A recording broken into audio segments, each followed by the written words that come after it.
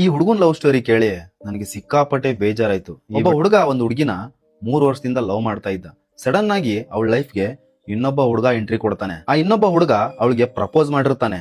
ಆ ವಿಷಯನ ಅವಳು ತನ್ನ ಹುಡುಗನ್ಗೆ ಹೇಳ್ತಾಳೆ. ಆ ವಿಷಯನ ಹೇಳಿದಾಗ ಆ ಹುಡುಗ ಹೇಳ್ತಾನೆ, ಅವನ ನಂಬರ್ ಅನ್ನ ಬ್ಲಾಕ್ ಮಾಡು ಮತ್ತೆ ಅವನಿಂದ ದೂರ ಇರು ಅಂತ ಹೇಳಿರ್ತಾನೆ. ಆದ್ರೆ ಪಾಪ ಅವನ ಜೊತೆ ನಡೆದಿದ್ದೆ ಬೇರೆ. ಒಂದಿನ ಆ ಹುಡುಗ ಅವಳಿಗೆ 3 ಗಂಟೆ ರಾತ್ರಿಲಿ ಫೋನ್ ಮಾಡಿದ್ದ ಅಂತೆ. ಅವಾಗ ಈ ಹುಡುಗ ಫೋನ್ ಮಾಡಿರ್ತಾನೆ. ಫೋನ್ ಬಿಸಿ ಬಂದಿರುತ್ತೆ.